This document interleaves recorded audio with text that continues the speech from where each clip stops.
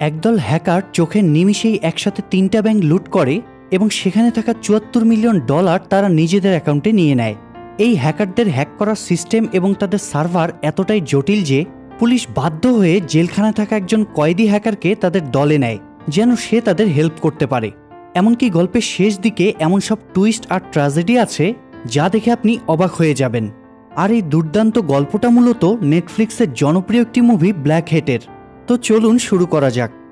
মুভির শুরুতে আমরা হংকংয়ের একটি নিউক্লিয়ার পাওয়ার স্টেশন দেখতে পাই। সেখানে দেখা যায় পাওয়ার প্ল্যান্টের কোর সিস্টেম কেউ একজন হ্যাক করে ফেলেছে এবং সেখানকার সবগুলো কুলিং ফ্যান বন্ধ করে দিয়েছে, যার ফলে পাওয়ার স্টেশন প্রচণ্ডভাবে উত্তপ্ত হয়ে বড়সড় একটা বিস্ফোরণ ঘটে। বিস্ফোরণে অনেক মানুষ মারা যায় এবং বেশ কয়েকজন আহত হয়। তো টেলিভিশন চ্যানেলগুলোতে যখন এই বিষয়ে নিউজ হচ্ছিল তখনই আমরা পুলিশের সাইবার সিকিউরিটি এজেন্ট চেনকে দেখতে পাই। চেন এই বিস্ফোরণের বিষয় নিয়ে তার সিনিয়র অফিসারদের সাথে মিটিং করছিল। সে তখন সবাইকে বলে এই পাওয়ার প্ল্যান্টের সিস্টেমটি কেউ একজন হ্যাক করেছিল। হ্যাকার র্যাট নামের এক ধরনের ম্যালওয়্যার সফটওয়্যার ইউজ করেছে যেটা অনেক দূর থেকেও কন্ট্রোল করা যায়। তবে এই ম্যালওয়্যার ইন্টারনেটের মাধ্যমে কেউ সিস্টেমে ঢুকতে পারার কথা না। সেক্ষেত্রে নিশ্চয়ই কেউ এই পাওয়ার প্ল্যান্টে এসে নিজে থেকে ম্যালওয়্যার পুশ করেছে। তাই আমাদের এখন তাকেই খুঁজে বের করতে হবে। তবে এখানে অবাক করা বিষয় হলো হ্যাকাররা কারো কাছে কোনো টাকা দাবি করেনি বা নির্দিষ্ট কাউকে মারতেও চায়নি। তার মানে তাদের হয়তো অন্য কোনো মতলব আছে। অন্যদিকে আমেরিকার একটা জেলখানায় আমরা এই মুভির অন্যতম প্রধান ক্যারেক্টার নিককে দেখতে পাই। নিকের কাছে একটা ফোন দেখে জেলখানার অফিসাররা তাকে সেল থেকে বের করে ইনকোয়ারি করে। যেহেতু নিক একজন হ্যাকার তাই তারা ভেবেছিল নিক হয়তো এই হ্যাকিংয়ের ঘটনার সাথে জড়িত, কিন্তু নিকের কাছে তেমন কিছু না পেয়ে তারা নিককে আবার সেলে রেখে আসে। সিন শিফট হয়ে আমরা আবার চায়নার সাইবার সিকিউরিটি অফিসের দৃশ্য দেখতে পাই। সেখানে ক্যারল এবং হেনরি নামের দুইজনকে দেখা যায় তারা চেনের বিষয় নিয়ে আলোচনা করছিল। চেন আমেরিকার সবথেকে বড় ইউনিভার্সিটি MIT থেকে কম্পিউটার সায়েন্সে গ্র্যাজুয়েশন করেছে। এমনকি তার বোন লিওনও একজন MIT গ্র্যাজুয়েট নেটওয়ার্ক ইঞ্জিনিয়ার। যাই হোক, চেন তখন তার বাসায় বসে হ্যাকারদের রান করা কোড দেখছিল। তখন সে সেখানে পরিচিত কিছু কোড দেখে একটু শকড হয়ে যায়। এরপর সে তার বোন লিয়েনের সাথে দেখা করে তাকে বলে, আমি যখন MIT-তে পড়েছিলাম তখন আমি আর আমার বন্ধু মিলে কিছু হ্যাকিংয়ের কোড লিখেছিলাম। এই হ্যাকাররা সেই কোডগুলোই ইউজ করেছে, তাই এই বিষয় নিয়ে ইনভেস্টিগেট করার জন্য তোমার হেল্প লাগবে। এদিকে পরদিন 6 নামের একটা মানি ট্রেডিং কোম্পানিতেও হ্যাকাররা সাইবার অ্যাটাক করে। এটা নিয়ে পরদিন সাইবার সিকিউরিটি অফিসে মিটিং বসলে ড্যানিয়েল নামের একজন সবাইকে বলে যে এখানে 2 ধরনের কোড দিয়ে হ্যাকিংটা করা হয়েছে। প্রথমে কেউ একজন সিস্টেমে র্যাট ম্যালওয়্যার পুশ করেছে, তারপর পরবর্তীতে এই র্যাটের মাধ্যমে পেলোড নামের আরেকটি ম্যালওয়্যার পুশ করা হয়েছে। কিন্তু কোডগুলো দেখে মনে হচ্ছে যে 2টা কোড ভিন্ন 2জন মানুষ লিখেছে, আর র্যাট ম্যালওয়্যারটা অনেক পুরনো। চেন তখন ক্যারল এবং হেনরিকে আলাদা ডেকে নিয়ে গিয়ে বলে, হ্যাকাররা আমার লেখা কোড ইউজ করেই হ্যাক করেছে। যখন এই কোডটি লিখেছে তখন আমার সাথে নিক নামের আমার এক বন্ধুও ছিল। নিক হ্যাকিং সম্পর্কে আমার থেকে বেশি অভিজ্ঞ। এই কেসে তার সাহায্য লাগবে আমাদের। কিন্তু ক্যারল বা হেনরি কেউই চেনের কথা মানতে চায় না। এর পরদিনই ক্যারল আবার একটা চুরির রিপোর্ট নিয়ে চেনের কাছে আসে। সে চেনকে বলে হ্যাকাররা আবারও 4টা ব্যাংকে অ্যাটাক করে মোট $46 মিলিয়ন চুরি করেছে। তারা এবার ফাইন্যান্সিয়াল মার্কেটগুলোর দিকেও এগোচ্ছে। আমাদের যত দ্রুত সম্ভব এদের ধরা উচিত। চেন তখন আবারও তার বন্ধু নিকের কথা বলে। ক্যারল এবার চেনের কথা রাজি হয় এবং নিককে ছাড়িয়ে আনতে লোক পাঠায়। তবে নিক তাদের সাথে কাজ করার জন্য একটা শর্ত দেয়। সে সেই লোককে বলে, আমি তোমাদের সাথে কাজ করতে রাজি আছি, তবে তার বিনিময়ে আমার সব শাস্তি মাফ করে আমাকে জেল থেকে বের করতে হবে। উত্তরে সেই লোকটি বলে, তুমি যদি হ্যাকারকে ধরতে পারো তাহলেই কেবল তোমার শর্ত মানা হবে। যাই হোক, মার্ক নামের একজন লোকের সাথে নিক জেলখানা থেকে বের হয়ে আসে এবং চেন আর ক্যারলের সাথে দেখা করে। চেনের সাথে তার বোনও সেখানে ছিল। তো তারা যখন প্লেনে করে চায়নার দিকে যাচ্ছিল তখন চেন নিকের সাথে হ্যাকারদের ইউজ করা সেই কোডগুলো নিয়ে কথা বলতে থাকে। নিকের হাতে ল্যাপটপ দেখে ক্যারল একটু ক্ষেপে যায়, কারণ সে এখনও নিককে বিশ্বাস করতে পারছিল না। তখন চেন এবং লিয়েন মিলে ক্যারলকে বুঝায় যে তার কাজের জন্য তাকে ল্যাপটপ ধরতেই হবে। তো তারা যখন 6 নামে সেই মানি ট্রেডিং কোম্পানিতে পৌঁছে হ্যাকারদের ইউজ করা কোড অ্যানালাইসিস করতে থাকে, তখন নিক তাদের বলে কেউ একজন এখানে ফিজিক্যালি এসে র্যাট ভাইরাস ইনপুট করে গিয়েছে। এরপর সেই ভাইরাসের মাধ্যমেই অন্য ভাইরাস ইনপুট করা হয়েছে। এটা শুনে ক্যারল সেই কোম্পানির ম্যানেজারকে জিজ্ঞেস করে, রিসেন্টলি তোমাদের কোম্পানিতে এমন কেউ জয়েন করেছিল কিনা যে বেশি দিন কাজ করেনি? ম্যানেজার তখন বলে, লজানো নামের একজন আমাদের কোম্পানিতে জয়েন করেছিল, কিন্তু তার মা মারা যাওয়ায় সে চাকরি ছেড়ে চলে যায়। তার কাছে সিস্টেমের অ্যাক্সেসও ছিল। এটা শুনে ক্যারল বুঝে যায় যে লজানো এখানে এসে ভাইরাস ইনপুট করেছে। ক্যারল তখন সেখানকার সিসিটিভি ফুটেজ চেক করে এবং সেই সূত্র ধরে হেনরির কাছ থেকে লজানো সম্পর্কে আরও কিছু তথ্য নেয়। নিক সবাইকে বলে এই হ্যাকার অন্যান্যদের মতো টাকার জন্য হ্যাকিং করছে না, তার টার্গেট অন্য কিছু। আমাদের যত দ্রুত সম্ভব লজানোর সাথে দেখা করে তার কাছ থেকে তথ্য উদ্ধার করা দরকার। প্ল্যান অনুযায়ী নিক আর লিয়েন মার্ককে সাথে নিয়ে লজানোর লোকেশনে যায়। পথে মার্ক নিকের পায়ে একটা ট্র্যাকার সেট করে দেয় যাতে করে সে পালিয়ে যেতে না পারে। তো লজানোর ফ্ল্যাটে পৌঁছে তারা দেখে লজানো নিজের শরীরে ইঞ্জেকশন পুশ করে সুইসাইড করেছে। তারা লজানোর রুম চেক করে সেখানে বেশ কিছু হ্যাকিং টুল পায়। নিক লজানোর কম্পিউটার চেক করে দেখে সেখানে সে কারোর সাথে চ্যাট করেছিল। তো নিক তখন লজানোর আইডি থেকে সেই লোককে মেসেজ করে এবং একটা রেস্টুরেন্টে মিট করতে বলে। অন্যদিকে ক্যারল এবং চেন 6 নামে সেই কোম্পানির মালিক গ্যারির সাথে দেখা করে। ক্যারল তাকে বলে, তোমার কোম্পানিতে যারা যারা ট্রেডিং করছে তাদের সবার ডেটা আমাদের লাগবে, আমরা দেখব এখান থেকে কোনো সূত্র খুঁজে পাওয়া যায় কিনা। কিন্তু গ্যারি তাদের ডেটা দিতে অস্বীকৃতি জানালে ক্যারল গ্যারির কিছু পুরনো তথ্য তুলে তাকে ব্ল্যাকমেল করতে থাকে। বাধ্য হয়ে গ্যারি তখন তাদের ডেটা দিতে রাজি হয়। এদিকে নিক আর লিয়েন হ্যাকারদের বলা সেই লোকেশনে বসে অপেক্ষা করতে থাকে। সেখানে বসে লিয়েন নিককে জিজ্ঞেস করে, তুমি জেলখানায় কেন আটকে আছো? উত্তরে নিক বলে, এমআইটিতে থাকাকালীন একটা বারে কিছু ছেলের সাথে আমার ফাইট হয়ে যায়, এর জন্য আমাকে 18 মাস জেল খাটতে হয়েছিল। আর জেলে থাকার কারণে আমার গ্র্যাজুয়েশন মিস হয়ে যায়, যার ফলে আমি কোনো চাকরি পাচ্ছিলাম না। তাই বাধ্য হয়ে আমি হ্যাকিংয়ের মাধ্যমে ব্যাংক ডাকাতি শুরু করি। এর জন্য পুলিশ আমাকে আবার ধরে ফেলে এবং আমার 13 বছরের শাস্তি হয়। তো কথা বলতে বলতে নিক খেয়াল করে তারা এখানে অনেকক্ষণ ধরে বসে আছে, কিন্তু এখনও কেউ তাদের সাথে দেখা করতে আসেনি। এটা নিয়ে নিকের একটু সন্দেহ হয়। সে রেস্টুরেন্টের পিছনের কেবিনে গিয়ে দেখে সেখানে একটা মোশন সেন্সর ক্যামেরা মনিটর লাগানো আছে। নিক বুঝে যায় হ্যাকাররা ঠিকই এখানে এসেছিল এবং তারা এতক্ষণ নিকদের উপর নজর রেখেছে। নিক তখন সেখানে থাকা কম্পিউটার দিয়ে হ্যাকারদের বসের সাথে কথা বলে, কিন্তু হ্যাকারদের বস নিককে গালি দিয়ে ডিসকানেক্ট হয়ে যায়। এরপর নিক সিসিটিভির লাইন খুলে লিয়েনকে নিয়ে সেখান থেকে বেরিয়ে যেতে চায়, কিন্তু তখনই কয়েকজন লোক রেস্টুরেন্টে ঢুকে নিকের উপর অ্যাটাক করে। নিক তাদের সবাইকে মেরে লিয়েনকে নিয়ে সেখান থেকে বের হয়ে আসে। অন্যদিকে চেন আর ক্যারল যখন 6 কোম্পানির ট্রেডার্সদের ডেটা চেক করছিল, তখন তারা দেখে যে সেখান থেকে একই সময় 3টি ব্যাংকে মোট $74 বিলিয়ন ট্রান্সফার করা হয়েছে, আর 3টি ব্যাংকই হংকংয়ে অবস্থিত। রাতে যখন নিক চেনের সাথে কথা বলে, তখন সে চেনকে বলে, হ্যাকাররা লজানোকে ইউজ করেছে আমাদের পরিচয় জানতে, তাই আমাদের এই ক্লু ফলো না করে বরং টাকার ক্লু ফলো করা উচিত, তাহলে আমরা আরও তাড়াতাড়ি হ্যাকারদের কাছে পৌঁছাতে পারবো। চেন তখন নিকের ফোন দিয়ে তার বোন লিয়েনের সাথে কথা বলে এবং পরদিন সকালে তাকে হংকংয়ে থাকতে বলে। তো লিয়েন আর নিক যখন পরদিন হংকং যাওয়া নিয়ে কথা বলছিল, তখন কথা বলতে বলতেই তারা ঘনিষ্ঠ হয়ে যায়। আসলে নিক এবং লিয়েন শুরু থেকেই একে অপরকে পছন্দ করত। যাই হোক, পরদিন সবাই হংকং পৌঁছে দেখে সেখানে আরও একটা নিউক্লিয়ার পাওয়ার প্ল্যান্ট ব্লাস্ট হয়েছে। তারা পাওয়ার প্ল্যান্টের স্টাফদের সাথে কথা বলে জিজ্ঞেস করে, হ্যাকার যখন হ্যাক করে পাওয়ার প্ল্যান্ট ব্লাস্ট করেছে তখন কোনো টাকা দাবি করেছে কিনা। পাওয়ার প্ল্যান্টের স্টাফরা না বললে লিয়েন বলে, যখন একটা মেশিন অফ হয়ে যায় তখন সেটা ইনস্ট্যান্ট মেমোরি সেভ করে রাখে, সেটা চেক করলে হয়তো হ্যাকারের রিয়েল আইপি পাওয়া যেতে পারে। উত্তরে পাওয়ার প্ল্যান্টের স্টাফ বলে, মেমোরি আমাদের সার্ভার রুমে আছে, কিন্তু পুরো জায়গাটা এতটাই গরম হয়ে আছে যে আমরা চাইলেও সেখানে ঢুকতে পারবো না। এরপর নিক, চেন আর মার্ক মিলে সেখানে ট্রাঙ্ক নামের এক পরিচিত পুলিশ অফিসারের সাথে দেখা করে। পুলিশ অফিসার তাদের জানায় সে কিছুদিন ধরেই হ্যাকারদের ট্র্যাক করার চেষ্টা করছে। হ্যাকাররা 3টা আলাদা আলাদা রোড দিয়ে যাতায়াত করে, তবে কখনোই একজন আরেকজনের সাথে দেখা করে না। নিক তখন 3টা রোড একসাথে ওপেন করে দেখে রোডগুলো একটা জায়গায় মিলিত হয়েছে। নিক বলে, আমাদের এই জায়গার আশেপাশেই খোঁজ নেওয়া দরকার। প্ল্যান অনুযায়ী তারা ট্রাঙ্ককে নিয়ে নির্দিষ্ট এলাকায় যায়। সেখানে তারা একটা পিকআপ ভ্যান দেখতে পায়। সেটাতে তল্লাশি চালিয়ে জানতে পারে পুলিশের একটা দল সেখানে একটা ইনভেস্টিগেশন চালাচ্ছে। কাসার নামের এক লোক প্রতিদিন সেখানে একটা রেস্টুরেন্টে বসে কারোর জন্য অপেক্ষা করে। সে কোনো একজনকে মেসেজ করে সেখান থেকে চলে যায়, কিন্তু কারোর সাথে সে দেখা করে না। এটা শুনে নিকের সন্দেহ আরও বেড়ে যায়। সে ভাবে হয়তো কেউ একজন নির্দিষ্ট সময়ে শর্ট রেঞ্জ রাউটার ব্যবহার করে কাসারের সাথে যোগাযোগ করছে। তাই তারা সেই রেস্টুরেন্টের পাশে গিয়ে অপেক্ষা করতে থাকে, কিন্তু অনেকক্ষণ হয়ে যাওয়ার পরেও সেখানে সন্দেহজনক কিছু না দেখে নিক ট্রাঙ্কের ফোন নিয়ে সেখানকার ওয়াইফাই সিগন্যাল চেক করে। সিগন্যাল ফলো করে নিক সেখান থেকে একটা শর্ট রেঞ্জ রাউটার উদ্ধার করে। ভ্যানে ফিরে নিক সবাইকে বলে কাসার রেস্টুরেন্টে বসে কাউকেই মেসেজ পাঠাতো না, সে মূলত কোড লিখে এই রাউটারে পাঠাতো।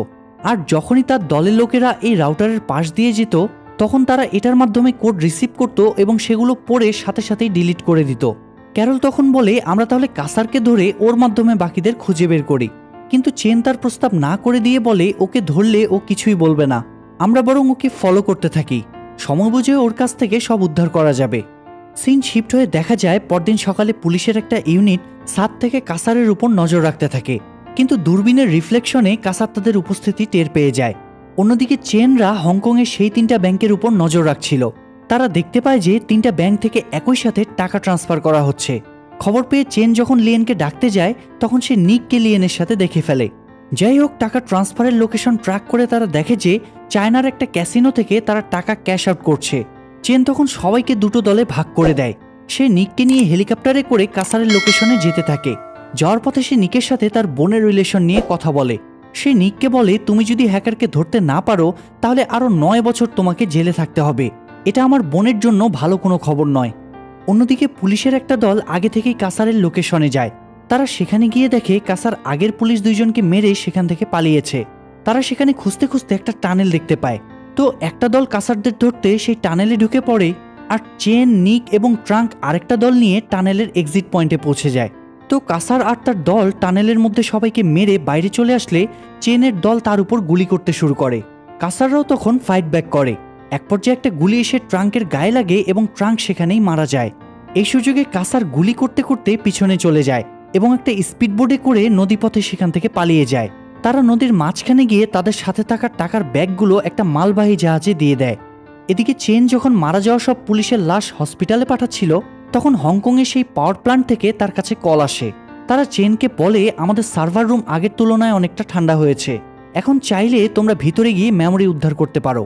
কল পেয়েই চেন তার দল নিয়ে সেখানে যায়। তো তারা যখন স্যুট পরে সেখানে ঢোকার জন্য রেডি হচ্ছিল তখন পাওয়ার প্ল্যান্টের এক স্টাফ তাদেরকে বলে, ভিতরের তাপমাত্রা এখনও অনেক বেশি, তোমরা 8 মিনিটের বেশি সেখানে থাকতে পারবে না, তাই তাড়াতাড়ি কাজ করে বেরিয়ে আসবে। তো চেন আর নিক তাদের সাথে করে ওয়াং নামের একজন পাওয়ার প্ল্যান্টের স্টাফকেও নিয়ে যায়, কিন্তু তারা সার্ভার রুমে ঢোকা মাত্রই তাপমাত্রা সহ্য করতে না পেরে ওয়াং অসুস্থ হয়ে পড়ে। নিক তখন চেনকে বলে, তুমি ওয়াংকে নিয়ে বের হয়ে যাও, আমি মেমোরি নিয়ে আসছি। এটা বলে সে সেখানে থাকা একটা কুড়াল দিয়ে সার্ভারের স্টোরেজ ভেঙে ফেলে এবং ফাইনালি মেমোরি নিয়ে সেখান থেকে বের হয়ে আসে।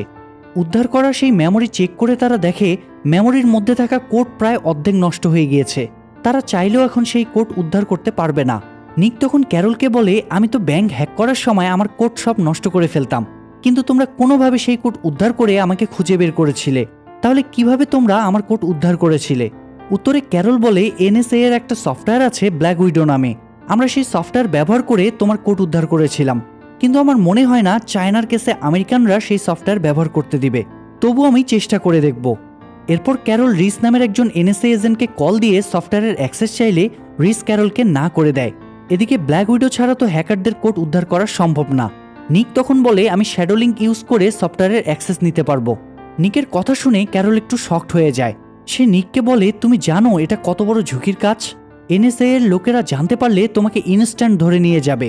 উত্তরে নিক বলে, এটা ছাড়া আমাদের কোনো ওয়ে নেই, তুমি আমাকে রিচের সিনিয়র অফিসারের নাম বলো, আমি তার নাম ব্যবহার করে লগ ইন করবো, আর আমি যখন লগ ইন করবো তখন তোমরা সবাই বাইরে চলে যাবে যাতে এই অপরাধের সাথে তোমাদের নাম জড়িত না হয়। তো সবাই বাইরে চলে গেলেও লিয়েন নিকের সাথে থেকে যায়।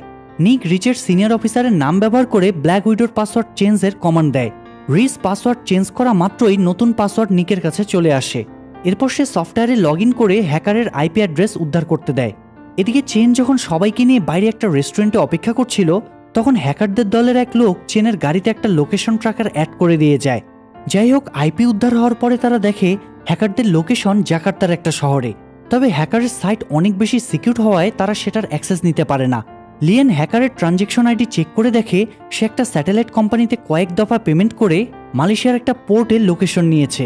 নিক তখন একটু কনফিউজড হয়ে যায় যে কেন হ্যাকাররা একটা পোর্টের লোকেশন নেবে। এদিকে নিক যে ব্ল্যাক উইডো সফটওয়্যার ব্যবহার করেছে সেটা এনএসএ এর লোকেরা জানতে পেরে যায়। তারা চেনের সিনিয়র অফিসারদের এই নিয়ে রিপোর্ট করলে চেনের সিনিয়র অফিসার চেনকে ডেকে বলে, তোমরা অনেক বেশি রিস্ক নিয়ে ফেলেছ, আমি চাই না এনএসএ এর কাছে আমাদের নাম খারাপ হোক, তাই তুমি যত দ্রুত সম্ভব নিককে আমেরিকানদের কাছে হস্তান্তর করো এবং এই কেস তুমি নিজে সলভ করো। উপায় না দেখে চেন লিয়েনকে মেসেজ করে বলে সে যেন নিককে নিয়ে অন্য কোথাও পালিয়ে যায়। অন্যদিকে ব্ল্যাক উইডোতে লগ ইনের ব্যাপারে হেনরিও ক্যারলকে ফোন দিয়ে রাগারাগি করতে থাকে। সে বলে নিককে কোনোভাবেই আর এই কেসে রাখা যাবে না। তো মার্ক তখন ক্যারলের সাথে এসে দেখা করে এবং নিককে খোঁজার জন্য বের হয়। কিন্তু মার্ক খেয়াল করে নিক তার পায়ের লোকেশন ট্র্যাকারের আপডেট টাইম চেঞ্জ করে দিয়েছে, তাই এখন সেটা দিনে একবার করে লোকেশন আপডেট দিবে। মার্ক আপডেট টাইম চেঞ্জ করে গাড়ি নিয়ে ক্যারলের সাথে বেরিয়ে পড়ে। অন্যদিকে চেন একটা সিক্রেট লোকেশনে লিয়েন এবং নিকের সাথে দেখা করে। সে নিককে বলে, আমি তোমাকে এখন আমেরিকানদের কাছে হস্তান্তর করতে চাচ্ছি না, কিন্তু ক্যারল আর মার্ক ঠিকই তোমাকে খুঁজতে আসবে।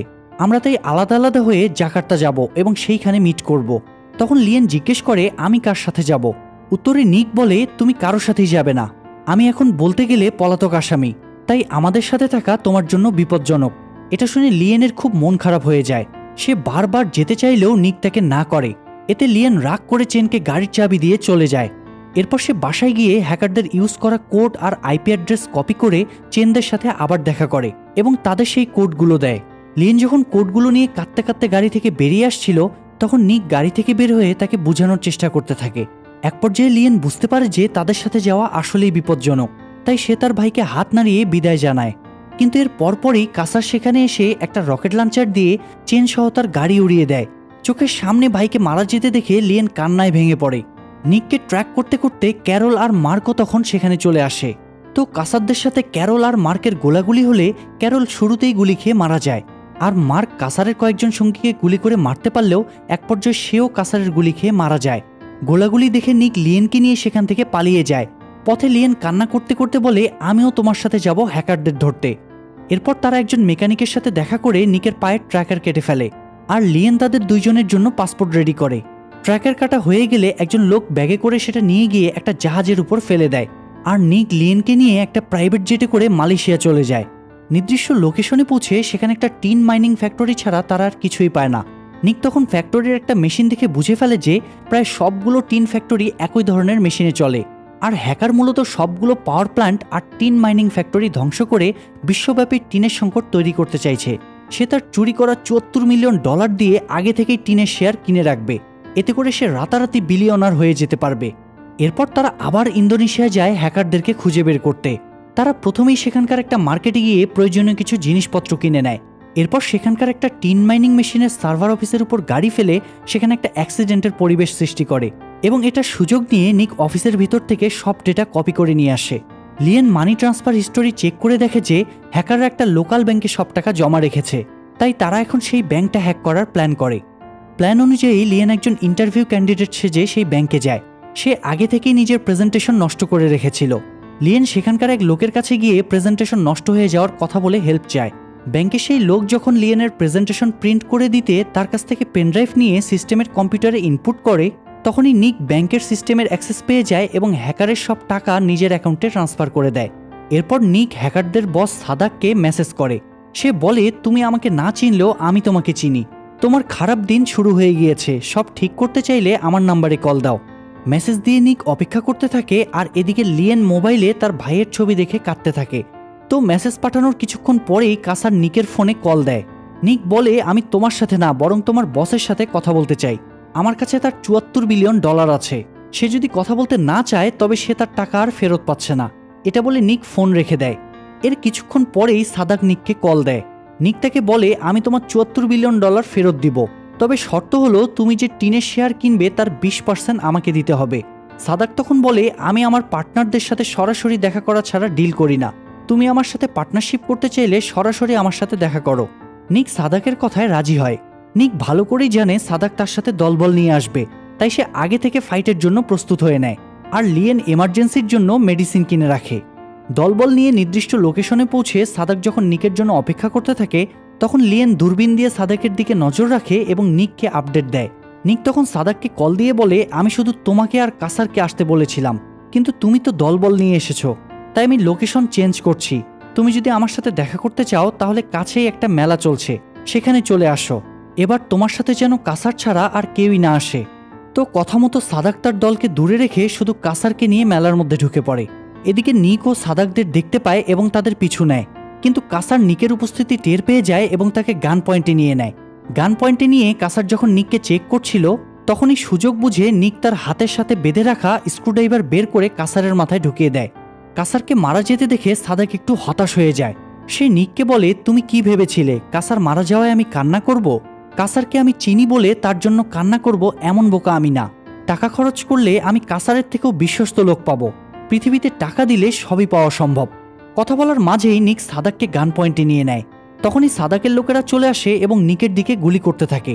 নিক গুলি থেকে বেঁচে সাদাককে ফলো করতে থাকে। তবে এর মধ্যে একটা গুলি এসে নিকের পেটে লাগে।